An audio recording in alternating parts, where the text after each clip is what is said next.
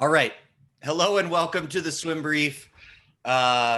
Just a disclaimer off top of this one. If you're listening in the car with your kids, there's going to be some adult themes discussed. There may be adult language used.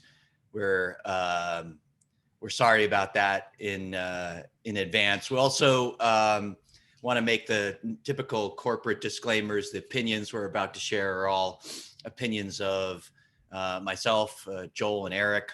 Okay, so with that out of the way, I'm joined as usual from the West Coast.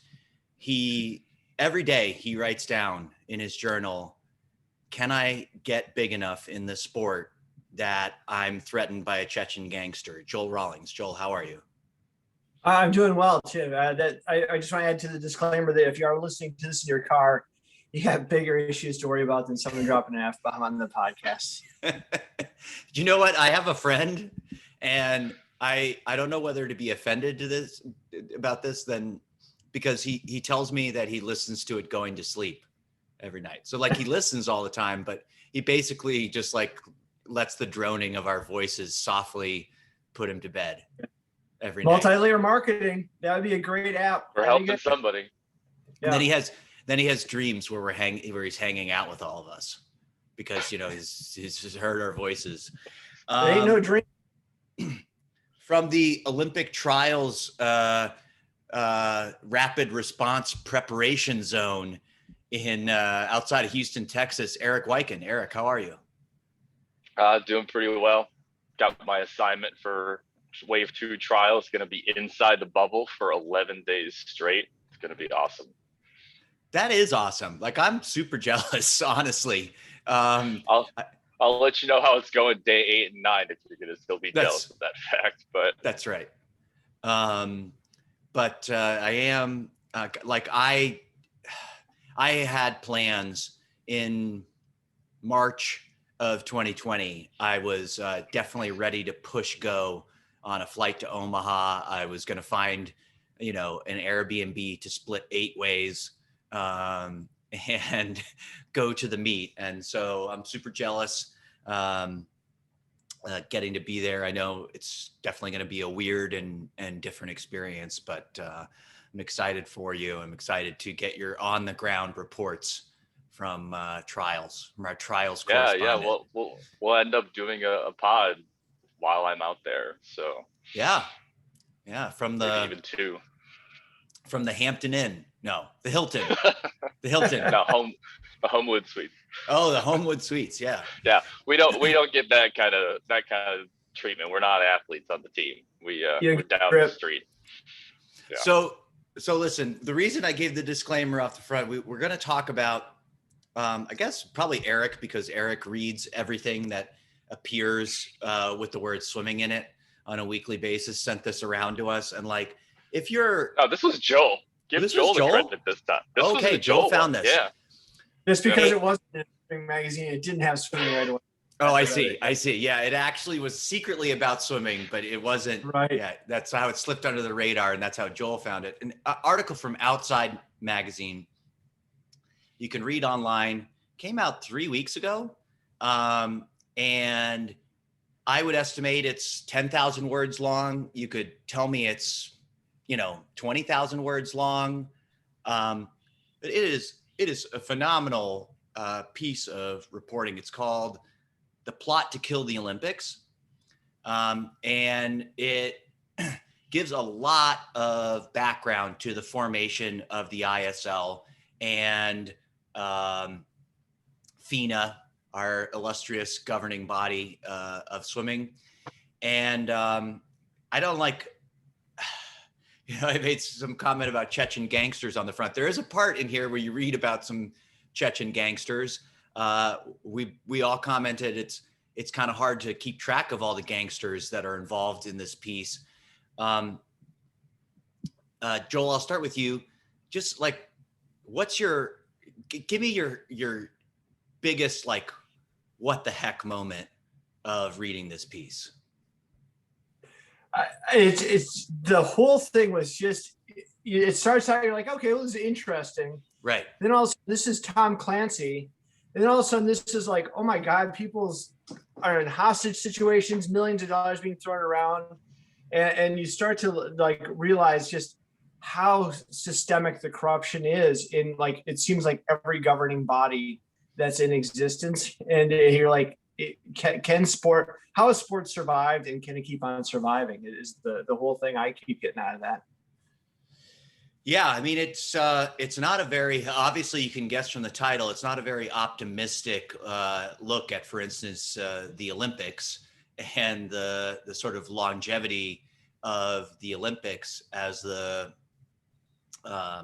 highlight moment of our sport. I almost, after reading it, the best analogy I could think of is like, you know, if you think of us swimming people, coaches, swimmers as children, and the Olympics are kind of like our absentee father, you know, who rolls into town every 4 years, and he's driving a Ferrari, and he's like, what do you mean? I love you so much. And you're like, you haven't talked to me in 4 years. He's like, yeah, I'll make it up to you. I'll make it up to you. Come on, man. And you spend a week, and, you know, he takes you out to Applebee's a couple times, but you think like, okay, but now I finally have his love, and things are going to be better now. And then he just blows right back out of town for another 4 years. Every 4 years, you get a swag bag. You get a swag bag. It's all good. It's like the pizza party of corporate America. Well, let's put that patch on this, and we're all good to go. And you're like, why is he doing so well?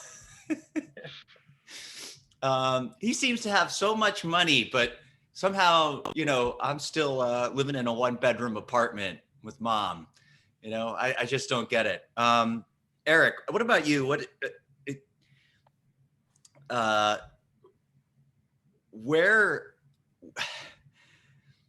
do you go from reading an article like this? Like, where does your mind go? Oh,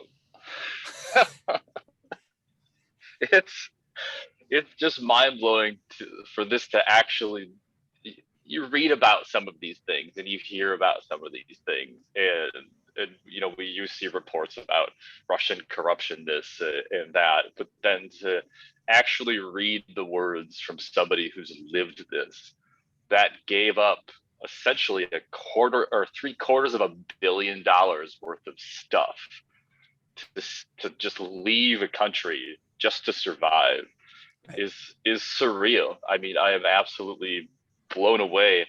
And just the way that he speaks to everything it's commonplace. Just, yeah, this is the way that it is, and the way that it goes. And it really is, it's really disheartening to actually hear some of these truths, because you just think about the fact that all of these other people are in charge of the livelihood of all of these amateur athletes, and amateur by comparison to them and their bankroll, and how they're making as much money as they are.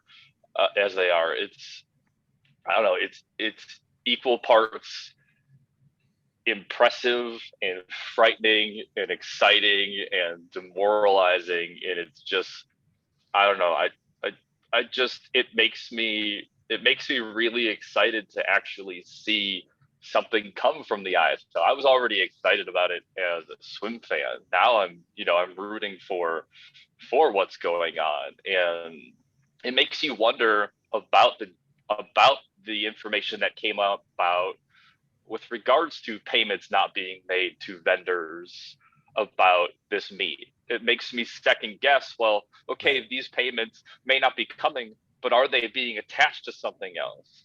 Like, is he being now extorted? He's like, oh, the payment that you owed me that was $2 million is now $5 million. And he's probably like, I'm not paying that. So we don't even know where some of that stuff is even going. It adds so many layers to it. And although that, and to your point of the title, it sounds bad, but at the same time, is it bad?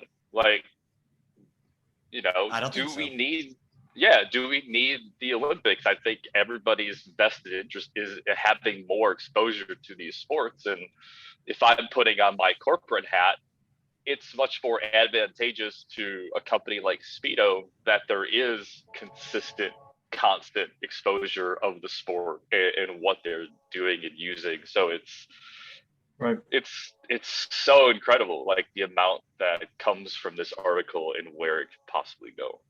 Yeah, I think, you know, it strikes me too that there's almost like an abusive pyramid scheme here where everybody just, you know, in the power structure of swimming, it it there's a payoff to being shitty to the people beneath you, you know, and it just all flows like the higher up you are, the worse you can be to whoever's beneath you in the pyramid, and it goes all the way to the top. I mean, the chief villains of this article, I would say, outside of Vladimir Putin and the number of Russian gangsters that I would need to read this article 2 to 3 more times to, you know, memorize all the names of. Cornel Marculescu, the head honcho of FINA, and America's Dale Neuberger, who is quoted in a part of this, literally saying, I don't think he means it literally, but saying like, let's kill Grigorishin. And I think, of course, he means like, let's kill the ISL. But when you put this in the context of a guy who's had his whole family kidnapped and been extorted for hundreds of millions of dollars, it's a bit of a rough statement. And I will say with this, I got a little bit of inside knowledge that there's going to be some more stuff coming out about Neuberger relatively soon. There's a couple of journalists in Australia that have been working on a long-term piece. If listeners can remember, if you're swim fans, you can remember back to Ian Thorpe when he had his blood test results leaked to the press. I think there's an article coming out where it's heavily insinuated that Dale Neuberger actually purposefully and Marculescu purposely leaked Thorpe's blood test results from a doping test because Thorpe was thinking about starting some kind of proto ISL. So this is an old playbook for them that, you know, when the swimmers get uppity and start thinking about actually getting a slightly larger, maybe even like a slice of the pie, Marculescu and Neuberger are like a couple of gangsters that come in and go like, yeah, we're going to squash this. You don't get to do that. And I think that's part of the playbook. The playbook is that when they're about to extort you, they come out, here's the problem. Oh, and I have a solution. And so here's the problem of the sample. I do have a solution besides this ISL idea you have. Right. We can make this whole faulty sample go away, Ian, if you all just... All going to go away, yeah. Right. I think one of the things that we in our age group kind of think about is like, we always think like, oh, the Olympics could never go away. This is an institution, it's going to go on forever. It's been around forever. But when you read about the Olympics, like up to 84, it was basically dying. It was one of those things where it was not going to happen anymore. The economics of it just weren't making any sense. And then NBC took it over in 84 when it goes to LA, and they figured out, hey, Coca-Cola can make a lot of money. McDonald's can make a lot of money. This can be a great sponsorship because we tag ourselves with amateur athletes, young, cute kids, and basically free labor, free marketing, free everything for them in a sense, except here's all the money. So all of a sudden it became millions and millions of dollars. And obviously the athletes weren't the ones getting paid. And I think it kind of speaks to how sport is going in the past 4, 5, 6 years. Like you look at LeBron James and kind of the empowerment of the athletes in the NBA, and how is that blowing up and becoming something in all of sport? Yeah, and I had seen a bro swimmer I used to coach on this podcast a few weeks ago, and she's somebody that's been in the ISL. She's not a headliner. She's not Adam Peaty. She's not Lily King. She's not Katinka Hozu. She's somebody that fills out one of these ISL rosters. And I thought it was really interesting to get her perspective, because you might assume somebody like that be kind of neutral, like, oh yeah, it's all right. She was so positive about the ISL. Like she basically said that competing in the ISL completely turned around a competitive rut she was in, just because it was so fun. It was such a positive experience. So I think one of the most telling quotes in this piece, and again, everybody should read this so you can get these juicy We're like not even, we're skimming like 5% of the gold that's in this article. But Emily Seebohm, one of the best swimmers of this last generation, is quoted as saying like, yeah, I've been to the Olympics but I wouldn't advise people go. Like I wouldn't wish that experience on other people. So it's like, it's really tough to hear that, the people that, I love watching the Olympics, the people that provide us as entertainment, it's stuck in this place where, yes, it's sort of the highlight experience of 4 years of every 4 years of swimming, but it's in isolation. It's not really a highlight experience for a lot of people that are involved. And that's too bad. And I think, the hardworking people in the sport, people who are so passionate about the sport, they do deserve something better. I don't know if the ISL, right, there's some questions about it, of course, and I think people should keep asking those questions. I think, Eric, you're right. It does make me reconsider some of that, like, vendor stuff that got reported on. Is this an extortion attempt? Is this stuff being leaked to discredit the ISL? What's going on? I think people should keep asking questions. We don't want to trade a corrupt FINA bureaucracy for a new bureaucracy with a Ukrainian billionaire in the background, making, bankrolling everything and making all the decisions. It's good to keep asking questions about it. But if I have to judge the two side by side, I do think I feel quite a bit more positive about the ISL.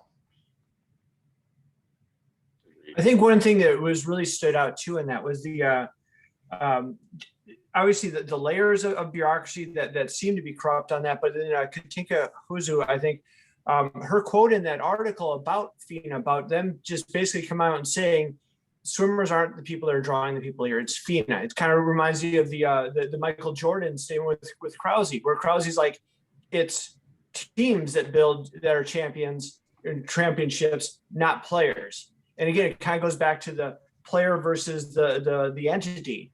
But then they drop in like Frank Crippen, his death directly linked to FINA just going, we're going to run this through. It's us. It's not the athletes. And obviously when you play that card, you better be right about it, because that hits home so emotionally. So for so many athletes and so many coaches, because he was such a, beloved person in the sport.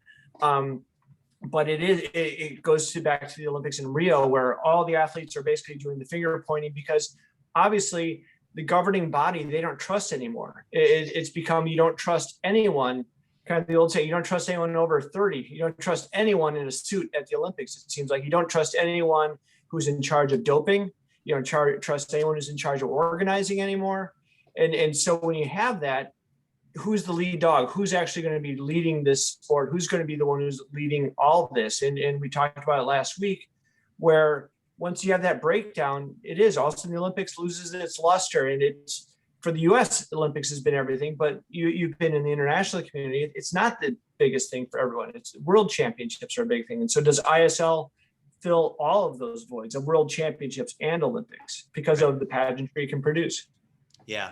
I think they've got some details to work out. Like if I were to, because of course, I think this Grigorishin, he's sitting here and he's a listener of the Swim Brief, and he's thinking like, man, I wonder what Chris thinks I should do in the ISL. So I'm going to just give you my opinion right now about what we could fix thus far. I think obviously the bubble has been necessary for the last two ISL seasons, or else there probably wouldn't have been an ISL season. So, but I think, what's missing is, from this to comparison to like a normal sports league, is, you have these teams and they have their geographical, like you have the Cali Condors and you have the New York Breakers.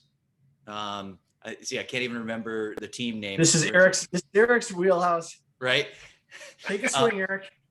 But like, I live near New York. Like I don't get to see the Breakers host a meet against, Energy Standard at, maybe somewhere on Long Island, right? Some one of those stadiums we have on Long Island, one of those arenas, whatever. I think ultimately, I hope that's where they're ending up. And because right now it's going to be hard. Again, another season, it's going to be hard to watch live. For instance, for people from the U.S., when the meet's in Naples, Italy, it's going to be 6 hours off. So that's going to present its own challenge.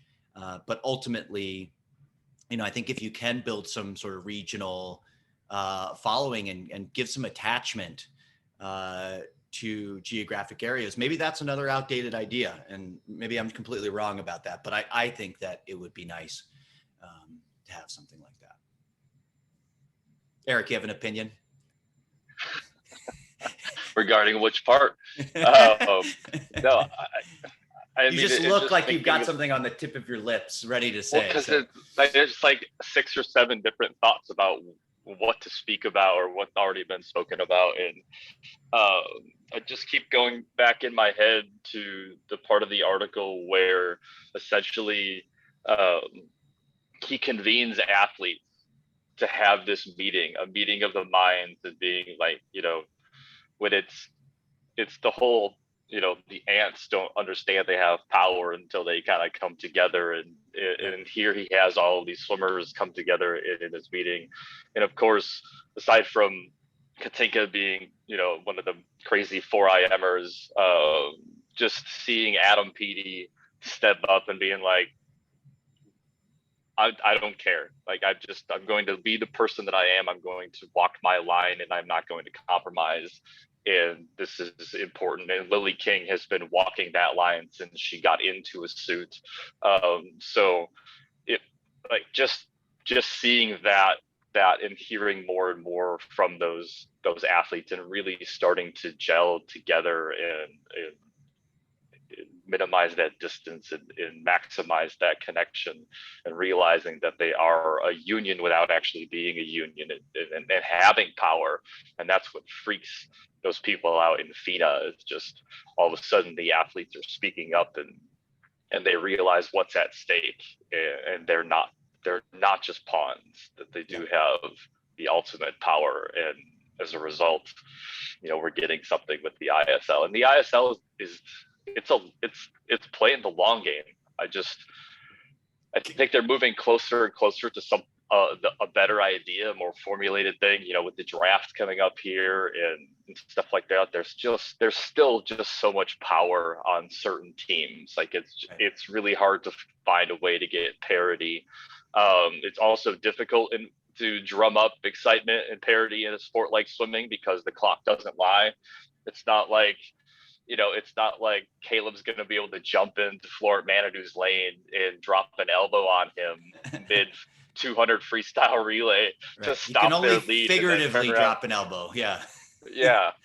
So there's nothing like that can happen. So I mean, a lot of the things that they're doing are making it easier for the common person to watch, but at the same time, I'm excited to see where it goes. It's really to the benefit of the sport that we move in that direction. And it's funny, for as much as there is maybe I'm not in these conversations, but I just think of the commentary that sometimes is where America relies so heavily on the college system and things like that. It's great, because this is a lot of what it is. It's just, these are college dual meets with some extra twists and some money involved.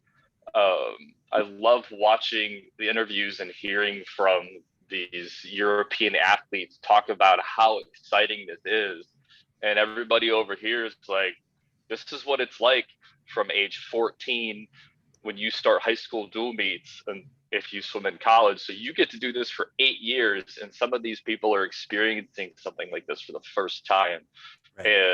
And not to say that the college system is perfect or the high school system is perfect. It's just way more of the kind of product that sport needs to get people involved. So, but is that really good for the sport, though? Because I mean, that'll be the death of the mile if it's not already dead. I mean, that's not part of the programming. Again, it's all about the glitz and things like that. And it's great. Again, marketing and infusing some life in the sport is definitely interesting.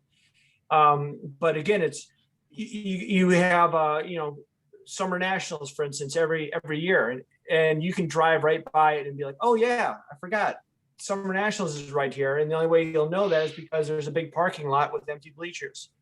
Again, it's one of those things where, again, I would like to see that, but now you're relying on, a multi-billionaire to also create the sport, much like women's basketball is kind of supported largely by Russian money. Not that that's a bad thing. And it's one thing when you start talking bad about Mark Schubert. It's another thing when you bring in Putin's name. Okay, that's a different level there. Right. You know? So I'm not a part of it. Again, I want distance from you again, DeSantis. Right. So. Yeah, I don't think it's ultimately going to be the death of the mile. It is a short-term thing. It is hard to get people's attention to focus on that. And I mean, it's slow rolling. We are seeing a bigger resurgence in open water swimming.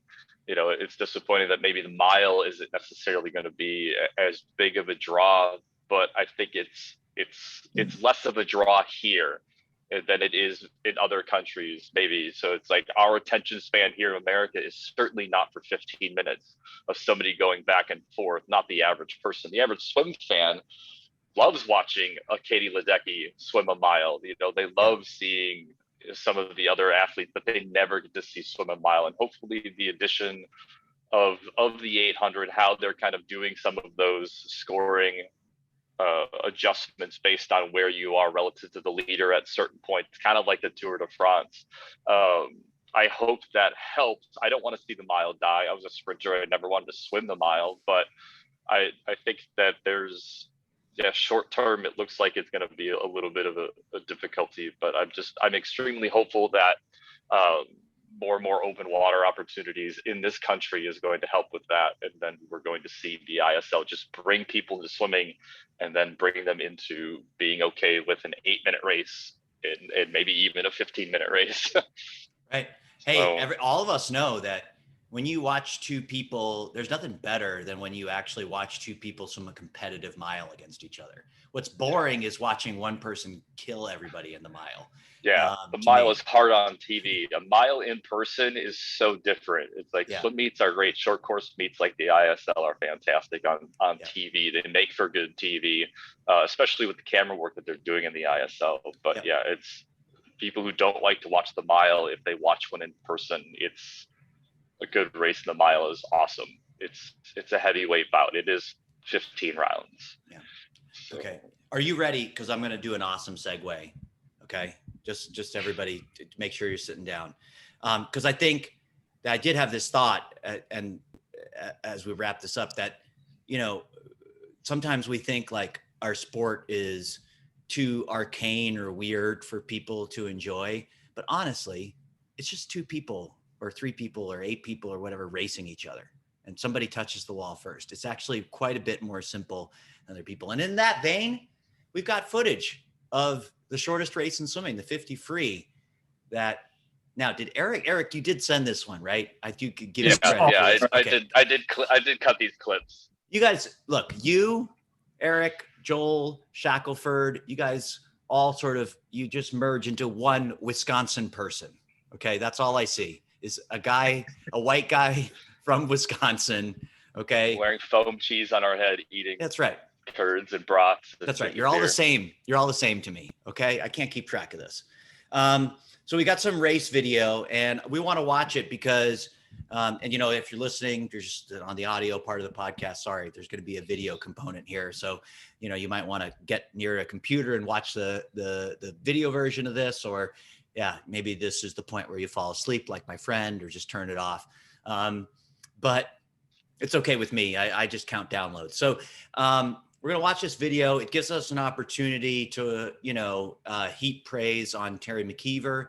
I know Joel has some thoughts he wants to share on how much better he would have done than the University of Georgia coaching staff. So I want to get to that. Shout out to Jack Bowerly if you're listening. Maybe you should have brought Joel in. You guys probably win a few more NCAA championships with Joel running things behind the scenes. So let's watch a little bit of this race video. I queued it up in the background. I'm going to get to the part where the race starts, and then we'll talk about it. Screen sharing. Okay.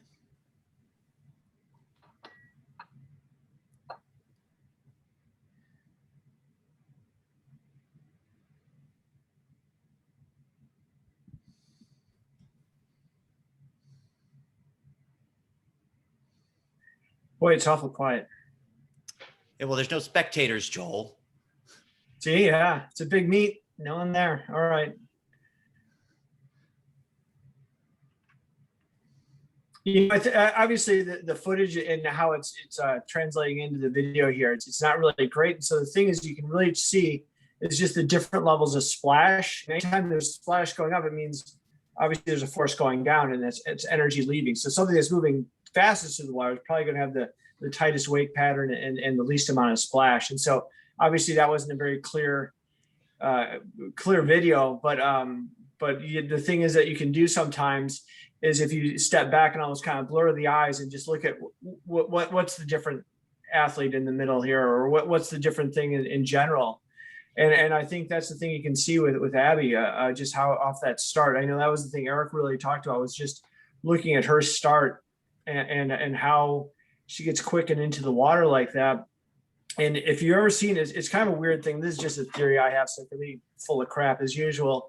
Like, if you ever watch like really good athletes, like if they get pushed into the water, the best swimmers, they can fall into the water and make less splash than a kind of a bad swimmer can dive into the water. Right. And so when you look at how especially on the point of entry for Abbey, as soon as she hits the water, the character of her splash is so much different than everyone else. Well, not obviously, it's not like night and day difference, but there's enough of a difference, and that's all we're talking about in the 50 is like you're looking for like 0.01 difference. Right. And I really think right there it is. You look, the nice thing with that video that you have, and if you go to YouTube and you can pull this up a lot of different angles, is you look at just that point of entry, and you look at the breakout, just the drive that she has off the breakout, how clean she gets to the surface is like there. That's the race right there. Everything else, you're like, anyone else swimming, you're kind of like, well, I guess I'm going to be duking it out for 3 or less here. Right. We actually have, and queued it up here, we have a good head-on shot of that start that, and Eric found the timestamp for it. It's about 2:30, 2:31, I believe, in this video. So again, excuse the quality, but let's watch it and just, give you a chance to talk a little bit more here again. Is this the Wahoo server that's not able to support this as fast as you'd like? See right there, it's like that's over. It's done. I think honestly, it's my MacBook Air and its video processing capabilities. I think it's being taxed to its absolute maximum, running a Zoom call and showing a YouTube video in the background simultaneously. So now this one podcast, you bashed Putin and Mac. Nice. Thanks. Chris. It's not. We're never going to get any sponsors. If you want better video quality on the video segments of this podcast, please send money for me to get a M1 MacBook, because I bought this MacBook Air in the fall, like literally 2 months before the M1 came out, and I think it would be doing a better job. Her entry reminds me a lot of when you see it when you're watching diving, and if you've ever watched the difference between high school diving versus college diving versus the pros, her splash on her entry is very tiny and just like straight up. And then you think of the entry of that brand new kid to swimming and how big that opening is and the angle for which the water comes out. It's mind blowing to see this start, and it just sucks in and is able to come out cleanly, Joel said, and love the dynamic nature of her on blocks. You don't like to necessarily compare the genders, but this looks a lot like Caleb Dressel in terms of his just general athleticism on the block, which is a great thing because he's between him and Brad Tandy, there's pretty much the best starts in the world. But it just she's taken the time to learn how to do this right, and she's really dialed it in. And as Joel said, this was over as soon as she actually hit that breakout. It was just a matter of continuing her body line and connecting with the water until she got to the other end, which she did really quite well. So yeah, you're actually reminding me of one of my other proposals I'd like to change just sport wide in swimming, and that is we should put the fastest kids, instead of putting them in the middle lanes, we should put them in the outside lane. And I know I can get a lot of support for this, because all swim coaches, you realize when you do that, see things the other way, you always get that inexperienced kid that's in the outside lane that makes a lot of vertical splash and your feet get really wet. We need the fast kids who can keep the water in the pool in those outside lanes so coaches' feet don't get wet. At the very least in butterfly races. Yeah. At the very least, let's reverse the seating. But also off the blocks, like, look, I mean, Weitzel, if I'm standing right next to the pool deck coaching her start, my feet are dry. Okay. That's the key. Now, Joel, you not only had some feedback for the Georgia coaching staff, but you also wanted to piss off some people in Polish swimming. So she's got a swimmer from Poland right next to her here in this heat. What kind of advice would you give her? Well, I think when you look at the Weitzel start, I think a lot of times where people are going to get drawn to the moving thing, which is the arms. And the cool thing with just an iPhone and doing this is you can break it down just kind of whatever frame rate it'll give you. And you can see that everyone's kind of getting off the block about the same rate. And that's kind of the interesting thing with swimming, how it's evolved. Like everyone now is doing the track start. It used to be everyone always talking about like, trying to figure out the difference between 2 foot and track. Like, well, obviously track is one. It doesn't matter what an individual coach believes. This is one. And when everyone is getting off the block, everyone's feet are, pretty darn close to about the same. And so the big thing isn't what's going on with the arms, but how quickly they're able to get their center of mass moving off the block, and not just moving off the block, but if you drew a line straight up from the edge of the block where the hip is, how quickly the hips are moving at the block. And so you see a couple of the competitors around Abbey, they're kind of sitting more forward, and she's got a little more back on the block. So it's not so much about how quickly she gets down to the water, but how much, obviously, velocity she's got with that, and how quickly her hips are moving from the point they are right there to there. That's the important thing. And so now she's already, even though she's farther back on the block, she's caught up to everyone, and she's moving past them. And when you look at the angle of entry, one thing, like what Eric was saying, how the water kind of rips into the water, the splash for her actually does go a little bit back because it's sucking in, and the angle that she's entering the water goes back a little bit. And so you see that splash is a lot smaller there, especially versus the woman who's above her from Poland. I mean, that splash, right, it was like a bowling ball hit the water. And now when you look through this part, she's still underneath the water, and she's going to continue through. I think the Polish woman actually gets a full cycle in before Abbey even takes that first stroke. So it's going to be a hand hit, and now Abbey's just starting to hit her breakout stroke through. Right. And if you look at how hard she's driving her arms, and when you see that front angle, she's balanced up. The arm is in line with the shoulder blade, but it's a high hip position off of that. And so you think about basically when you're starting to swim, obviously this is the fastest point you're going to be. It's like riding a skateboard. The skateboard's already moving. It's moving as fast as it's going to go. You don't really need to plant your foot and drive it. You just need to maintain that tempo. And so with a high hip rotation, she's maintaining the velocity the best she can.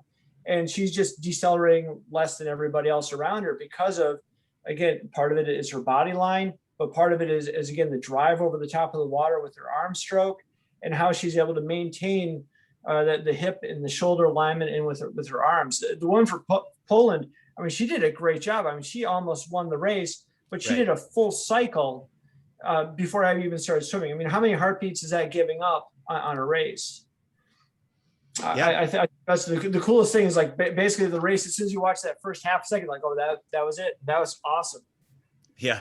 I think if these two were in practice, maybe just pushing off a wall, it might not be a difference in how fast they are. In fact, maybe even Polish swimmers faster. Every day she's getting crushed. She's like, man, I'm not very good at this 50. Then in the race, she's pretty good at the 50.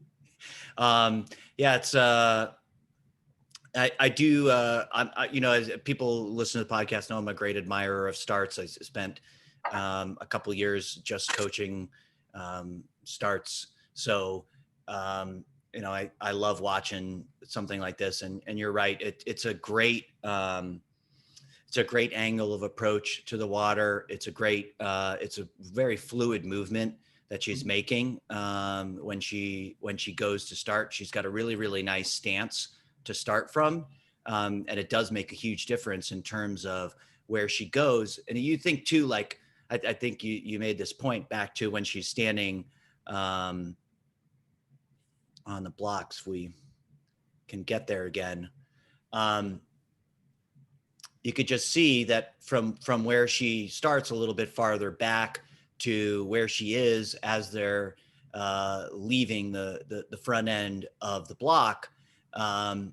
She's created more speed in that part.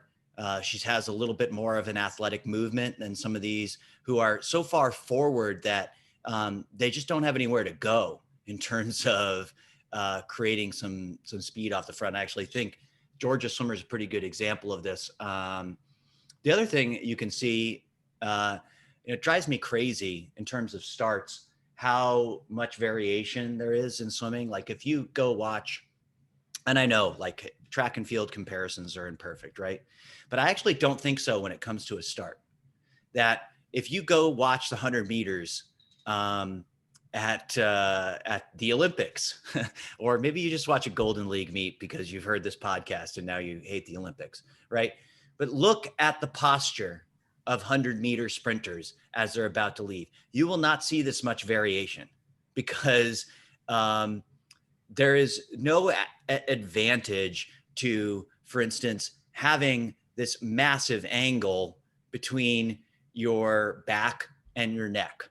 Okay, that's just an inefficiency in the system. Or some of these people who I would say like lane 3 here kind of has a little bit of what I call hugging the watermelon. So she's got her back rounded a little bit and she's hugging that watermelon underneath her.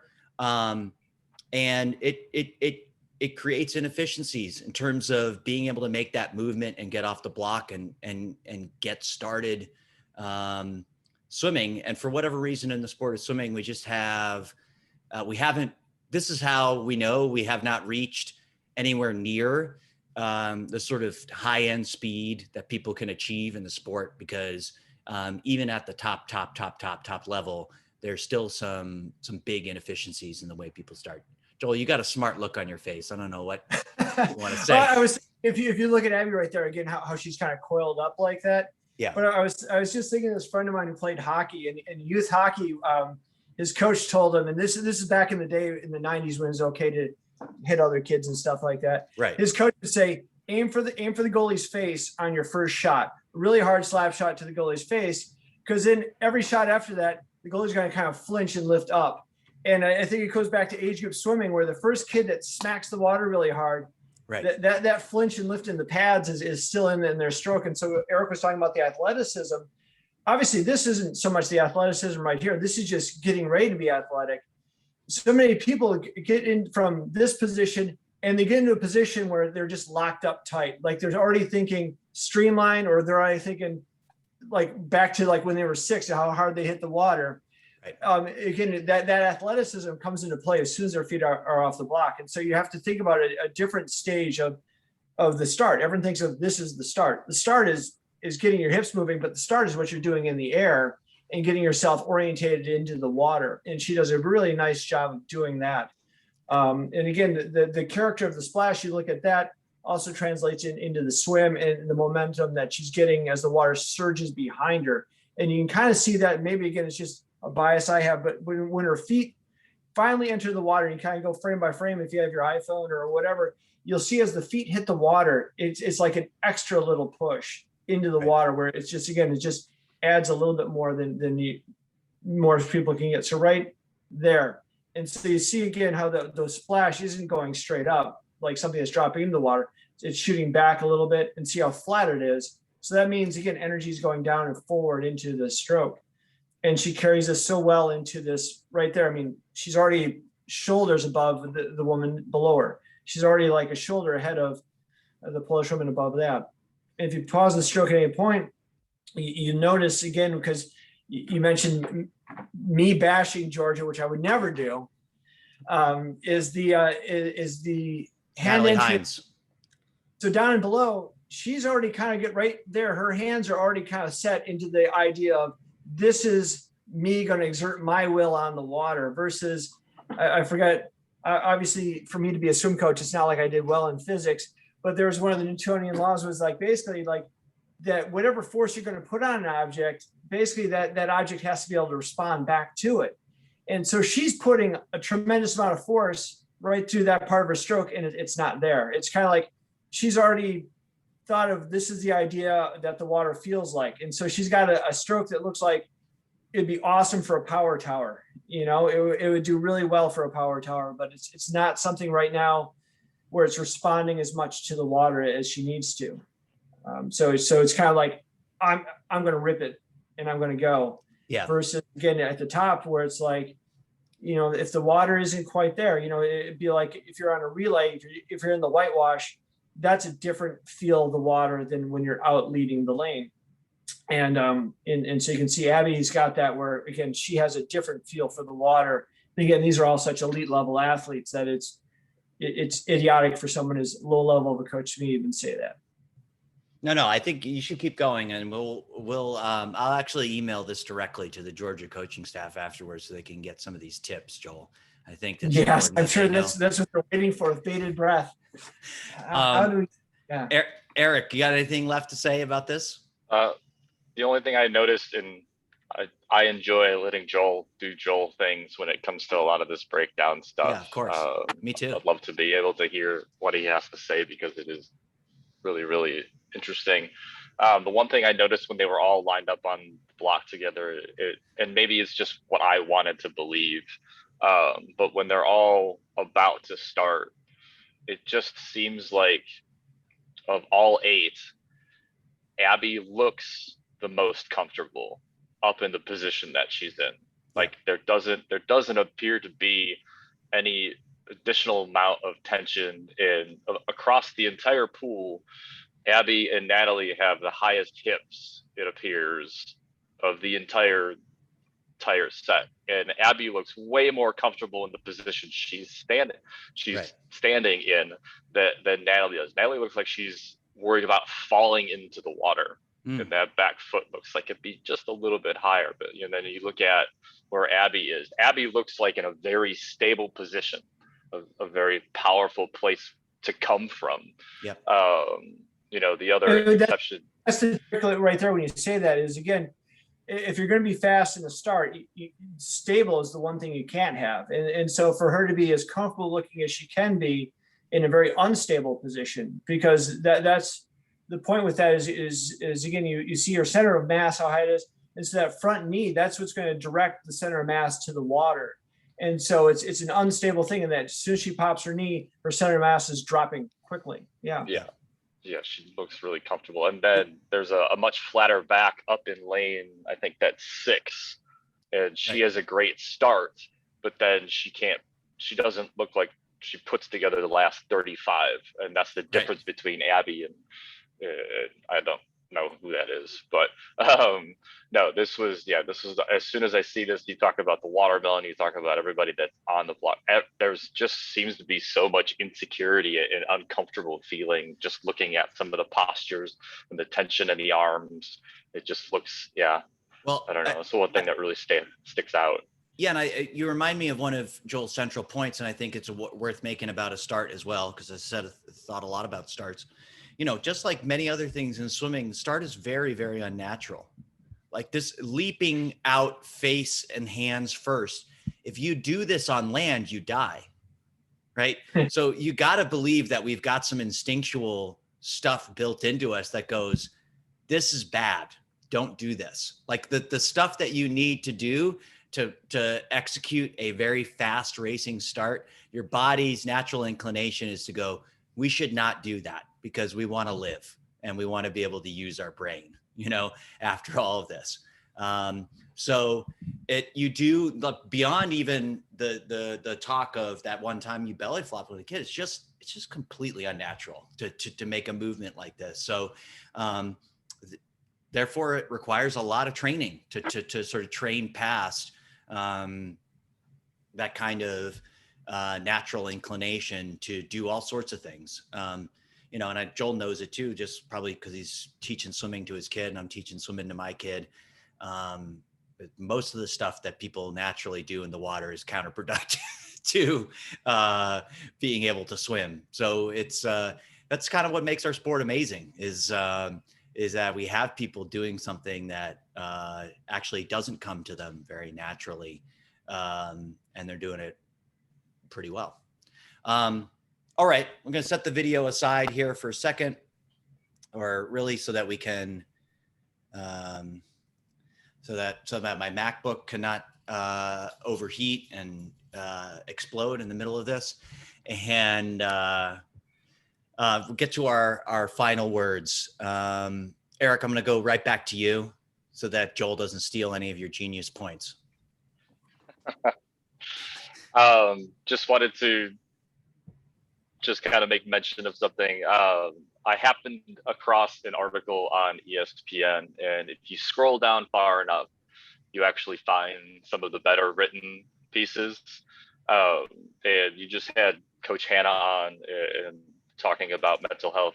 There's a baseball player, Drew Robinson, who a piece came out in February regarding his path over the last 12, 15 months. And if you're not aware of his situation, he was in a really bad place mentally for a long time, and ended up trying to take his own life and managed to survive and only lost his right eye. So just it's an incredible story to hear somebody within sports, and we have those stories in swimming, and there's been updates along the way since February, and he actually was picked up by the San Francisco, I think it was San Francisco AAA affiliate, and actually just recently hit a home run with one eye. So just the complete turnaround from where he was, and the attempt was actually at the beginning of the pandemic. And the story is, if you're sensitive to some of those topics, it definitely is something that can conjure up some thoughts and feelings. But just to read that and read his story, and for him to talk about that, and then to see this translation, this work through, and obviously there are ups and downs to go with it.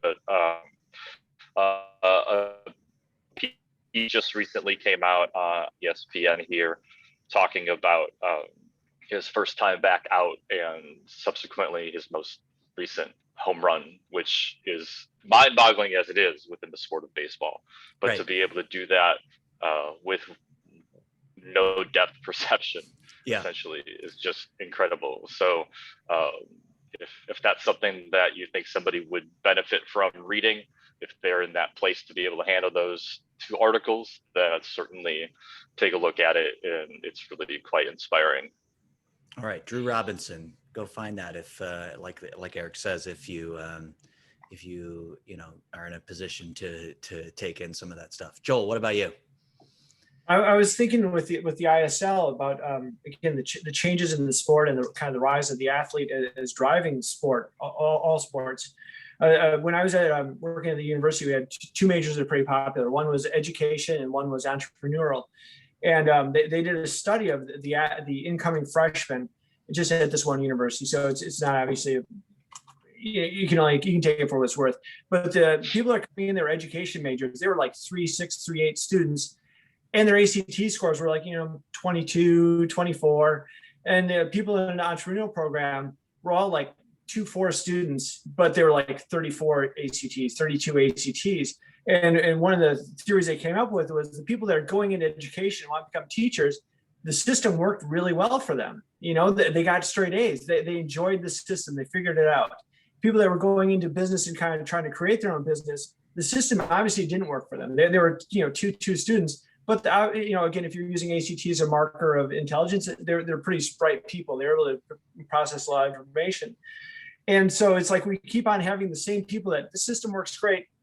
I'm going to become a teacher. I'm going to keep the system going. And I kind of wonder when we look at swimming, if it's kind of the same thing where the coaches are, well, this worked really well for me. I really enjoyed swimming and therefore I'm going to keep on doing it. We've got a lot of really bright people that are coaching, but they're coaching because the system worked for them. And it's interesting when you get someone from outside the system that's going to, potentially shake things up and break it down where everyone's like right away, well, I don't know if this is right or not. And so sometimes I think we need to step out of our bias as far as, training and a lot of other things and think, is this going to work? Is this the model? Because right now the model of swimming seems to be, we'll keep on feeding on ourselves for revenue, where the best fundraiser you have is you have a team of 400 paying a lot of dues, going to your own meet, buying your own t-shirts, versus the ISL model of let's try to figure out a way to bring something else in. Yeah. I think there's definitely something there, having been myself, both an entrepreneur and an educator. I don't actually know which one. Maybe I think I was somewhere in between, like I think I got into education because I really like, for instance, in swimming wise, like I really struggled to get better. So I think that gave me a lot of natural empathy for the athletes when it's like, when they, when they don't just get something right away. I was that guy who coach would be like blue in the face, like, oh my God, when is DeSantis going to get it? And then finally that one day, sort of broke through. And so it gives me some natural empathy for the athletes when they're, then they don't just like immediately snap into place. But on the entrepreneurial side, like there is a lot out there that really didn't work well for me, I know, and a lot of people I know, especially in the sport of swimming.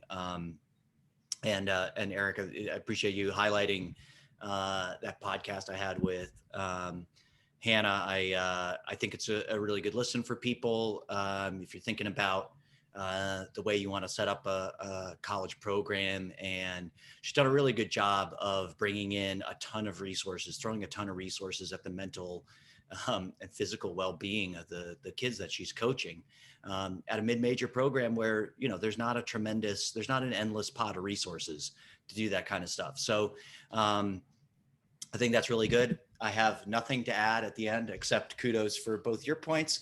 So thank you to everybody for listening to the Swim Brief. Thanks for sticking with us through all of this. Thanks for falling asleep if that's what you've done by this point. And we'll see you again next week. As long as you subscribe, hit the subscribe button. Subscribe, that's right. Give us a rating. Somebody gave me a rating and said you need to record more, but it was back on from November when I wasn't recording. I don't care. Just keep rating it, We'll eventually we'll climb up to the 40,000 listeners a month that SwimSwam has. All right. Later. Thanks. Thank you. Oh, I'm not gonna.